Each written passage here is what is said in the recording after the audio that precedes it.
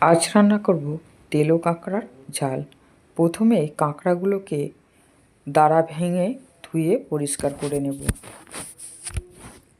লবণ হলুদ মাখিয়ে নিয়েছি। গ্যাসের উপর একটা কড়া বসিয়ে বেশ খানিকটা সর্ষের তেল দিয়ে কড়াতে ভালো করে তেল ছড়িয়ে নিয়ে কাঁকড়াগুলোকে ভেজে নেব।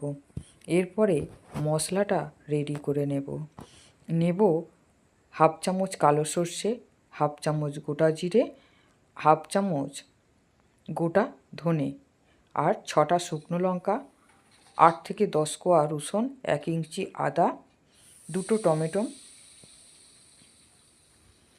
সমস্ত কিছু বেটে নেব। আর দেব 3টে পেঁয়াজ কুচিয়ে নিয়েছি, অর্ধেকটা দেব তেলে আর অর্ধেকটা মিক্সিতে সমস্ত মশলার সঙ্গে বেটে নেব। এদিকে 3টে কাঁচা লঙ্কা দিয়ে দিয়েছি তেলের মধ্যে। এবার তরকারির পরিমাণে লবণ দিয়ে দেবো পেঁয়াজের মধ্যে, তাতে পেঁয়াজটা খুব ভালো মতো মজে যাবে। যে মশলাটা বেটে রেখেছিলাম সেই মশলাটাও দিয়ে দেব, দিয়ে ভালো করে নেড়ে নেব। আমার রান্না যদি ভালো লাগে আমার চ্যানেলে একটা সাবস্ক্রাইব করে দেবেন, এটাই আমার অনুরোধ। ভেজে রাখা কাঁকড়া মশলা কষিয়ে নিয়ে দিয়ে দিলাম। কাঁকড়ার যে ঘিলু সেটাও ভেজে রেখেছি, বলা হয়নি।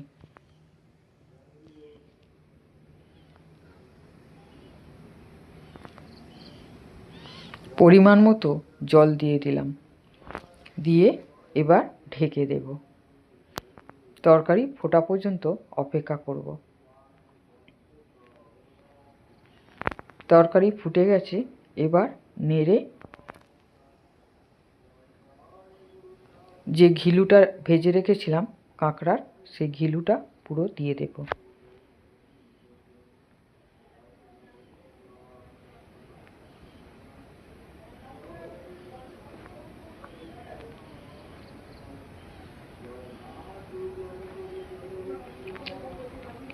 ধনেপাতা 1 আঁটি কুচিয়ে রেখেছি, ধনেপাতা দিয়ে দেব।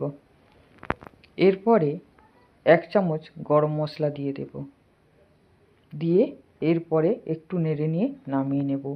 এইভাবে কাঁকড়ার তরকারি করলে খুবই সুন্দর লাগে, এইভাবে করে খেয়ে দেখবেন।